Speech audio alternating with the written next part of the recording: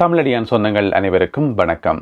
சாவச்சேரி பிரதேச செயலகத்தில் சாவச்சேரி பிரதேச ஒருங்கிணைப்பு குழு கூட்டம். இந்த கூட்டத்தை தலைமை தாங்கி நடத்துகிறார் பாராளுமன்ற உறுப்பினர் இளங்குமரன். அந்த கூட்டத்தில் எதிர்க்கட்சிகள் சார்பாக கலந்து கொள்ளுகின்றார் பாராளுமன்ற உறுப்பினர் அர்ச்சுனா ராமநாதன். இங்கால இளங்குமரன், இங்கால அர்ச்சுனா. அப்போ அந்த கூட்டம் எப்படி இருந்திருக்கும்? ஏற்கனவே இந்த ரெண்டு பேருக்கும் இடையில ஆகாது. இப்போ தான் ரெண்டு பேரும் சண்டை பிடிச்சு ஆளையால் மாறி மாறி தாக்கி தனிப்பட்ட விஷயங்கள் எல்லாத்தையும் தோண்டி வெளியில் எடுத்து எல்லாத்தையும் சொல்லி பெட்டி ஒரு பஞ்சாயத்தொண்டு இப்போ தான் ஓஞ்சு போயிருக்குது ஒரு 2 நாளைக்கு முதல். அப்படி இருக்கும்போது அடுத்த கூட்டத்தில் ரெண்டு பேரும் எதிரெதிர வெறினமண்டைக்குள்ளே என்னென்ன சம்பவங்கள் நடந்திருக்கும், இன்றைக்கும் ஏதாவது சண்டை பிடிச்சவையா, ஏதாவது முரண்பட்டவையா, ஏதாவது ரணகலம் வந்துச்சா என்றதை பற்றி விரிவாக விளக்கமாக இந்த காணொலியில் பார்க்க போகிறோம். இப்போ வாங்க சாவச்சேரி பிரதேச செயலகத்துக்கு போய் அங்கே என்ன நடந்ததுன்னு சொல்லி எட்டி பார்ப்போம். கூட்டத்தை ஆரம்பித்து வச்ச பாராளுமன்ற உறுப்பினர் இளங்குமரன் அவர்கள் நல்ல சுமூத்தாக தான் ஆரம்பித்து வச்சவர். என்ன சொன்னவர் என்று சொன்னால், இந்த கூட்டம் மக்களுடைய அபிவிருத்திக்காக கூட்டப்பட்டிருக்க கூட்டம். இதில் கருத்து முரண்பாடுகள் வரலாம், அது பிரச்சனை இல்லை. ஆனால் அது தனிப்பட்ட இதாக போகக்கூடாது என்று சொல்லி அவரே சொல்கிறார். ஏன்னா அவர் தான் 2 நாளைக்கு முதல் டாக்டர் அர்ச்சுனா ராமநாதனை பார்த்து அப்படி இப்படின்லாம் சொன்னவர். பிறகு அவரே சொல்கிறார், தனிப்பட்ட முறையிலெல்லாம் நாங்கள் தாக்கக்கூடாது, எனவே இந்த கூட்டத்தை நல்ல விதமாக நடத்துவோம் என்று சொல்லி ஆரம்பத்திலே ஒரு சத்திய பிரமாணம் மாதிரி எடுத்து போட்டு அந்த கூட்டத்தை ஆரம்பித்தவர். அதில் ஒரு சுவாரஸ்யமான விஷயம் ஒன்று இருந்தது. என்னன்னு சொன்னால், சாவச்சேரி பிரதேசத்தினுடைய மக்கள் தொகை இருக்குத்தானே, அந்த மக்கள் தொகையை பற்றி சொல்லக்குள்ள இந்த பிரதேச செயலக பிரிவில் 60 கிராம சேவையாளர்கள் பிரிவும் பெருந்தொகையான மக்களும் என்று சொல்லிட்டார். பெருந்தொகையான மக்கள் என்று சொல்லி மக்களுடைய எண்ணிக்கையை அவர் சொல்ல போகையில் ஏன்னு சொன்னால், இளங்குமரன் எம்பி அவர்கள் இப்போதான் இலங்கையினுடைய மொத்த சனத்தொகை 2,20,000 பேர் என்று சொல்ல வலிக்கிட்டு அந்த வீடியோ சமூக வலைத்தளங்களில் வைரலாகி நக்கல் நையாண்டிக்கு உள்ளாகி, அதாவது இலங்கையினுடைய மொத்த சனத்தொகை 2,20,000 பேர் என்று சொல்லி 2 தடவை சொன்னா, ஒரு தடவை சொன்னாலும் பரவாயில்லை, 2 தடவை சொன்னா மக்கள் நக்கல் அடிப்பினமா இல்லையா?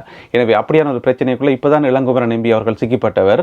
எனவே அதனால சாவச்சேரி மக்கள் தொகையை அவர் சொல்ல முற்படையில பெருந்தொகையான மக்கள் இங்கே வசிக்கணும் என்று சொல்லி போட்டு பேசாம விட்டுட்டார். சரி, இப்படியாக கூட்டம் ஆரம்பிக்குது. இப்ப கூட்டத்தில் முதலாவது பிரச்சனை வீட்டு திட்ட பிரச்சனை. அதாவது 2 விதமான வீட்டு திட்டம். ஒரு வீட்டு திட்டத்தினுடைய பெறுமதி 6 லட்சம் ரூபாய். இன்னும் ஒரு வீட்டு திட்டத்தினுடைய பெறுமதி 10 லட்சம் ரூபாய். 6 லட்சம் 10 லட்சம் இப்படி 2 கட்டக்கரையில் இருக்கும்போது பொதுமக்கள் எந்த வீட்டு திட்டத்தை கேட்பினோம்? 6 லட்சத்தை கேட்பினோமா, 10 லட்சத்தை கேட்பினோமா? ஆஃப்கோர்ஸ் 10 லட்சத்தை தான் கேட்பினோம். எல்லாருமே கூடின தொகையை தான் கேட்பினோம். என்ன பிரச்சனைன்னு சொன்னால், வீடு கட்டுறதுக்கு 6 லட்சமும் காணாது, 10 லட்சமும் காணாது. இப்போ பொருட்கள் விற்கிற விலையில இலங்கையினுடைய விலைவாசிக்கு 6 லட்சமும் காணாது, 10 லட்சமும் காணாது. எனவே இந்த தொகையை கேட்கலே உண்மையாக கவலையாக இருந்தது. எங்களுடைய மக்கள் எவ்வளோ அப்பாவும் சொல்லுங்க பாப்போம். ஒரு 6 லட்சம் ஒரு 10 லட்சத்தை வச்சுக்கொண்டு என்ன வீடு கட்டுறது? எனவே அரசாங்கங்கள் இதைத்தான் ஒதுக்கி இருக்குது. கடந்த காலங்களில் இருந்த அரசாங்கங்கள், இப்போ இருக்கிற அரசாங்கம் லஞ்ச ஊழலில் அதை நாங்கள் பாராட்டணும். ஆனால் கடந்த காலத்தில் இருந்த அரசாங்கங்கள் பார்த்தீங்கன்னு சொன்னால், பொதுமக்களுக்கு இப்படி ஒரு கொஞ்சம் தொகையை கொடுத்து போட்டு தங்களுடைய லஞ்ச ஊழலாம் செய்து கொண்டு தங்களுடைய குடும்பத்தை வளப்படுத்துறதும், தங்களுக்கு 10-15 வாகனங்கள் எடுக்கிறதும் சொல்லி நாட்டை நாசமாக்கினது தானே. எனவே இந்த 6 லட்சம் ரூபாய் வீடு, 10 லட்சம் ரூபாய் வீடு, இந்த ஒரு கதை வரைக்குள்ள அர்ச்சுனா ராமநாதன் அவர்கள் ஒரு கதையும் கதைக்கல. அவர் அமைதியா இருந்து பார்த்து கொண்டிருந்தவர். இங்க முரண்பாடு யாருக்கும் இடையில சொன்னா, ஆளுங்கட்சி பாராளுமன்ற உறுப்பினர்களுக்கு இடையே ஒரு முரண்பாடு வந்தது. அதாவது இளங்குமரன் எம்பிக்கும் ரஜீவன் எம்பிக்கும் இடையில ஒரு முரண்பாடு வந்தது. ரஜீவன் எம்பி என்ன கேட்டவர் என்று சொன்னா, இந்த 6 லட்சம் ரூபாய் பெறுமதியான வீடு 60 பேருக்கு என்று சொல்லி ஒதுக்கி இருக்கிறீங்க, இந்த 60 பேர்ல எத்தனை பேர் விண்ணப்பிச்சவே என்று சொல்லி ஒரு கேள்வியை கேட்டவர். கேட்கத்தானே வேணும். அதுக்கு சாவச்சேரி பிரதேச செயலாளர் சரியான பதில் சொல்லல. 7 பேருக்கு தான் கொடுக்கக்கூடிய மாதிரி இருந்தது என்று சொல்லி ஒரு பதில சொன்னார். இந்த கேள்விக்கு அந்த பதில் இல்லையே. இப்போ கேட்ட கேள்வி எவ்வளவு பேர் விண்ணப்பிச்ச வேண்டும் கேட்ட, அதுக்கு திரும்பவும் பிரதேச செயலாளர் சொன்னவா 7 பேருக்கு தான் கொடுக்கக்கூடிய மாதிரி இருந்து என்று சொல்லி. எனவே அதில் ஒரு சின்ன ஒரு தடுமாற்றம் ஒன்று அப்போ அதை திருப்பி பாராளுமன்ற உறுப்பினர் ரஜீவன் அவர்கள் கேட்க முற்படைக்குள்ள அதுக்குள்ள இளங்குமரன் எம்பி குறுக்கால கதைச்சு 2 பேருக்கும் இடையில ஒரு முரண்பாடு வந்துட்டுது. இதை பார்த்து கொண்டிருக்கிறார் அர்ச்சுனா ராமநாதன். அவர் சொன்னார், பொதுவாக கேள்வியில கேட்க வேண்டியது நான், பிரதேச செயலாளருக்கு சப்போர்ட்டாக இருக்க வேண்டியது ஆளுங்கட்சி பாராளுமன்ற உறுப்பினர்கள். ஆனால் இன்றைக்கு எல்லாமே மாறி தலைகளா நடக்குன்னு சொல்லி ஒரு நகைச்சுவோடு ஆரம்பித்தவர் அர்ச்சுனா ராமநாதன் அவர்கள். அதுக்கு பிறகு அர்ச்சுனா ராமநாதன் அவர்கள் மைக் எடுத்து வடிவா தெளிவாக கேட்டவர், இந்த 6 லட்சம் ரூபாயும் காணாது, வீடு கட்டுறது காணாது, அதே மாதிரி 10 லட்சம் ரூபாயும் காணாது, உண்மையில காணாது. எனவே இந்த தொகையை எங்களுடைய மக்களுக்கு உண்மையில போதாது, இந்த தொகையை நாங்கள் அதிகரிக்கணும். நாங்கள் அமைச்சர் ராமலிங்கம் சந்திரசேகர் அவர்களுக்கு 3 பாராளுமன்ற உறுப்பினர்களும் சேர்ந்து கடிதம் கடிதம் எழுதி ரிக்வெஸ்ட் வச்சு இதை வந்து நாங்கள் அதிகரிக்கணும். அப்படி அதிகரித்தா மட்டும்தான் எங்களுடைய மக்களுக்கு வந்து அது பிரயோசனமாக இருக்கும் என்று சொல்லி ஒரு யோசனையை முன் வச்சு அதை செய்வோம் என்று சொல்லி ஒரு முடிவு ஒன்று எடுக்கப்பட்டிருக்கிறது. இதுதானே சரியான முடிவாக இருக்க முடியும். நீங்களே யோசிச்சு பாருங்க, 10 லட்சம் ரூபாய்க்கு ஒரு வீடு கட்டவே இல்லை கடைசி வரைக்கும். 10 லட்சம் ரூபாய்க்கே வீடு கட்ட முடியாது என்னும் போது 6 லட்சத்தை வச்சு என்ன செய்யறது? ஒன்றுமே செய்யலாது. எனவே அந்த தொகை வந்து அதிகரிக்கப்படணும் என்று சொல்லி இப்போ அமைச்சருக்கு அதை கோரிக்கை வைக்கணும் என்று சொல்லி ஒரு முடிவெடுக்கப்பட்டிருக்கிறது. எனவே அந்த கோரிக்கைக்கு செவிசாய்ச்சி உண்மையில அந்த தொகை வந்து அதிகரிக்கப்படணும் என்றதான் எங்களோட விருப்பம். இப்போ சொல்லுங்க, ஒரு ஆள் எதிர்கட்சியில இருந்து கேள்வி கேட்கணுமா கேட்கக்கூடாதா? அடுத்த பிரச்சனை ஒரு ரோட்டு பிரச்சனை.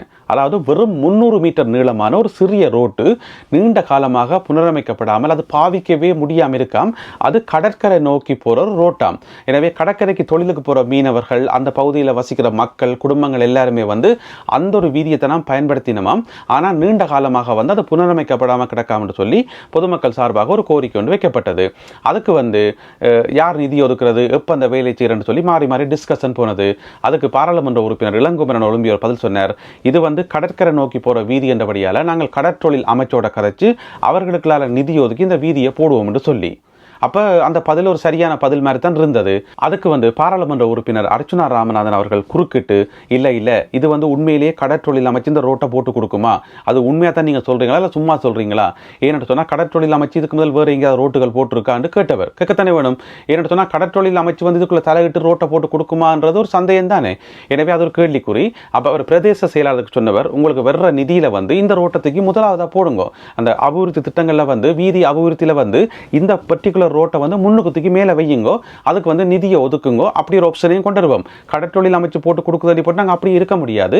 எனவே அது ஒரு ஆப்ஷனாக இருக்கட்டும், இதுவும் ஒரு ஆப்ஷனாக இருக்கட்டும். எனவே ரெண்டையும் நீங்கள் அலசி ஆராயுங்கோ, இந்த ரோட்டு வந்து போடப்படணும். எனவே இதுக்கு வந்து ப்ரியாரிட்டி கொடுங்கன்னு சொல்லி அழுத்தம் திருத்தமாக சொன்னவர் டாக்டர் அர்ச்சுனா ராமநாதன் அவர்கள். இதிலிருந்து நாங்கள் என்ன தெரிஞ்சு கொள்ளணும்னு சொன்னால், அரசாங்க அதிகாரிகள், அரசாங்க அமைச்சர்கள், பாராளுமன்ற உறுப்பினர்கள் அப்படித்தான் வாக்குறுதி கொடுப்பினோம். இதை நாங்கள் அங்கே கதைக்கிறோம், இங்கே கதைக்கிறோம், உரிய தரப்போட கதைக்கிறோம், இதை பிரச்சனையை வந்து சுமூகமாக முடிப்போம் சொல்லி கதைப்பினம். ஆனால் எதிர்கட்சியில் எது கேட்கணும்? உண்மையிலேயே கடற்றொழில் அமைச்சு போடுமா, எப்போ போட்டு கொடுக்கும், அது சாத்தியமானு சொல்லி கேட்கத்தானே வேணும். அதை விட்டுட்டு அவியல் சொல்லிடமாட்டக்கா நாங்கள் தலையாடி போட்டு வர முடியாது என்ன. எனவே டாக்டர் அர்ச்சுனா ராமநாதன் அவர்கள் இந்த விஷயத்திலையும் தலையிட்டு இதை வந்து கிளியர் பண்ணது வந்து உண்மையிலேயே ஒரு வரவேற்கப்பட வேண்டிய விஷயம். அடுத்த மிக மிக முக்கியமான பிரச்சனை சாவச்சேரி பிரதேசம் இருக்குத்தானே. இதுக்குள்ள வந்து 60 கிராம சேவையாளர் பிரிவு இருக்குத்தானே. எனவே ஒரு மிகப்பெரிய ஏரியா என்ன, அதை வந்து ஒரே நிர்வாக அலகுகளை வச்சிருந்தா அதை நிர்வகிக்கிறது வந்து கஷ்டம். எனவே வந்து மக்கள் சார்பாக ஒரு கோரிக்கை வைக்கப்பட்டது. அது நீண்ட கால கோரிக்கையாம். அதை வந்து 2ஆ பிரிக்கணும். நிர்வாக வசதிக்காக நிர்வாக அலகுகளாக 2 அலகா பிரிச்சா அதை நிர்வகிக்கிறதுக்கு வந்து ஈஸியா இருக்கும். அபிவிருத்தி திட்டங்களை வந்து மிக வேகமாக செயல்படுத்த முடியும். எனவே வந்து சுருக்கமாக சொல்ல சாவச்சேரி நகரத்தை வந்து 2ஆ பிளக்கணும், 2 நிர்வாக அலகுகளாக பிரிக்கணும் என்று சொல்லி கோரிக்கை. அதுக்கு வந்து பாராளுமன்ற உறுப்பினர் இளங்குமரன் சொன்னவர், இது சம்பந்தமாக நாங்கள் உரிய தரப்போட கதைக்கிறோம். அது வந்து அவ்வளவு இலகுவான வேலை இல்லை. ஏற்கனவே நான் கதைச்சு பார்த்தேன், ஆனால் அது கஷ்டமான வேலை. இப்போ நாட்டில் இருக்கிற நிதி நிலைமைகள் உங்களுக்கு தெரிந்தானே கொஞ்சம் மோசமான நிலைமைகள். எனவே வந்து இது சம்பந்தமாக நாங்கள் ஆராய்வு செய்வோம். எனவே இது சம்பந்தமாக நாங்கள் மீண்டும் பேசுவோம், மீண்டும் ஆய்வுகள் செய்வோம். எனவே இது சம்பந்தமாக நாங்கள் மீண்டும் பேசுவோம், மீண்டும் ஆய்வுகள் செய்வோம், நல்ல முடிவாக வரும் என்று சொல்லி எதிர்பார்க்கலாம் என்று சொல்லி 19 சொல்லி போட்டு விட்டுட்டார். இப்படி சொன்னால் சரியான பதிலாக இருக்க முடியுமா? உரிய தரப்புகளோட கதைப்பம், சம்பந்தப்பட்ட தரப்புகளோட கதைப்பம் என்று சொன்னால் பொதுமக்களாகிய நீங்கள் வந்து கேடுட அப்படியே போகக்கூடாது. அந்த உரிய தரப்பு என்று சொல்றீங்களே, யார் அந்த உரிய தரப்பு, யார் அந்த சம்பந்தப்பட்ட தரப்பு? கதைச்சென்று சொன்னீங்களே, எப்போ கதைச்ச நீங்கள், எத்தனையாம் மாதம் கதைச்ச நீங்கள், என்ன திகதியில் கதைச்ச நீங்கள், யாரோடவே கதைச்ச நீங்கள் என்று கேட்கணும். சும்மா வந்து ஒரு பாராளுமன்ற உறுப்பினர் வந்து நான் அங்கே கதைச்சினான் இங்கே காய்ச்சினான்னு சொன்னால் அதை நம்பவே கூடாது. ஏன்னா பொதுமக்கள் வந்து விழிச்சு கொண்டுட்டோம். இன்னும் ஒரு சில மக்கள் வந்து விழிச்சு கொள்ளாட்டி தயவு செய்து விழிச்சு கொள்ளாட்டி எங்களுக்கான அபிவிருத்தி திட்டங்கள் எதுவுமே நடக்காது. இதுக்கிடையில் வந்து இளங்குமரன் நம்பி சொன்னவர் தானே, இதை வந்து நாங்கள் உரிய தரப்போட கதைச்சி இதுக்கு நடவடிக்கை எடுப்போம் என்று சொல்லி. அதுக்கு பொதுமக்கள் தரப்பிலிருந்து கைதட்டல் வந்தது. 4-5 பேர் வந்து கைதட்டி அந்த சத்தம் காதில் கேட்டது. இப்போ வந்து டாக்டர் அர்ச்சுனா ராமநாதன் அவர்கள் கையில் மைக் எடுக்கிறார். எல்லாருடைய பார்வையும் வந்து அவர் மேலே தான் குவியுது. ஏன்னு சொன்னால் என்ன சொல்ல போறார் என்று சொல்லி இளங்குமரன் நம்பி சொன்னது ஓகே, டாக்டர் அர்ச்சுனா ராமநாதன் அவர்கள் என்ன சொல்றார் என்று கேட்கத்தானே வேணும் என்று சொல்லி அவரை பார்த்தா அவர் சொன்னார், இது வந்து இந்த பிரதேச ஒருங்கிணைப்பு குழு கூட்டத்தில் கதைச்சு முடிவெடுக்கிற விஷயம் இல்லை. இல்லை, இது நடக்க போகிற விஷயமும் இல்லை. ஏற்கனவே யாழ்ப்பாணத்தில் நடந்த ஜனாதிபதி அனுரகுமார திசாநாயக்க அவர்கள் கலந்து கொண்ட அந்த பெரிய டிசிசி மீட்டிங்கிலே வந்து இதை பற்றி கதைக்கப்பட்டது. அப்போ ஜனாதிபதி அனுரகுமார திசாநாயக்க சொன்னவர், இல்லை இல்லை அதை வந்து பிரிக்க இயலாது, பிரிக்கிறது கஷ்டம் என்று சொல்லி அவர் சொன்னவர் என்று சொல்லி அதை ஞாபகப்படுத்தி, எனவே இது வந்து டிசிசி மீட்டிங்லேயோ அல்லது பிரதேச ஒருங்கிணைப்பு குழு கூட்டத்திலேயோ வந்து எடுக்கிற முடிவில்லை என்று சொல்லி டாக்டர் அர்ச்சுனா ராமநாதன் அவர்கள் சொன்னவர். இது வந்து இங்கே கதைச்சு எடுக்கிற முடிவில்லை, இது வந்து பாராளுமன்றத்தில் கேபினட் மட்டத்தில் அமைச்சரவை மட்டத்தில் வந்து கதைச்சு பேசி எடுக்க வேண்டிய முடிவு. இது சம்பந்தமாக நாங்கள் பாராளுமன்றத்தில் ஒரு ஒத்தி வைப்பு பிரேரணை ஒன்று கொண்டு வரணும், அப்படி ஒன்று கொண்டு வந்து அதனூடாகத்தான் இதை செய்ய முடியுமே தவிர இங்கே கதைச்சு இதை செய்ய முடியாது என்று சொல்லி அவர் சொல்லி அந்த ஒத்திவைப்பு பிரேரணையை வந்து அடுத்து வரப்போற பாராளுமன்ற அமர்விலேயே கொண்டு வர முடியும். நீங்கள் கொண்டு வாரீங்களா, அதாவது ஆளுங்கட்சி பாராளுமன்ற உறுப்பினர்களாகிய நீங்கள் கொண்டு வாரீங்களா அல்லது நான் கொண்டு வரவான்ற ஒரு கேள்வியை கேட்டார். அதுக்கு வந்து மக்கள் பலத்த கைதட்டல். ஏன்னு சொன்னா அதுதான் உண்மை. ஒரு நிர்வாக அழகாக பிரிக்கைக்குள்ள வந்து அதை பிரதேச மட்டத்தில் கதைச்சு அதை முடிவெடுக்க முடியாது. அது வந்து பாராளுமன்றத்தில் வந்து ஒத்திவைப்பு பிரேரணை கொண்டுறணும், அதுக்கு ஒரு மோஷன் கொண்டுறணும். எனவே நீங்கள் கொண்டு வாரீங்களா, நான் கொண்டு வரவான்னு சொல்லி கேட்டவர். இதுதான் சரியான அணுகுமுறை, சரியான தீர்வு. எப்பவுமே நாங்கள் நம்புற ஒரு விஷயம் இருக்கு, ஆணித்தரமான விஷயம். ஒரு பிரச்சனையை தீர்க்கிறதுக்கான சரியான வழிமுறை வந்து அந்த பிரச்சனையை வந்து சரியான முறையில் அணுகணும். எப்படி நாங்கள் அணுகிறோம்ன்றதுலாம் அந்த பிரச்சனைக்கான தீர்வு இருக்குது.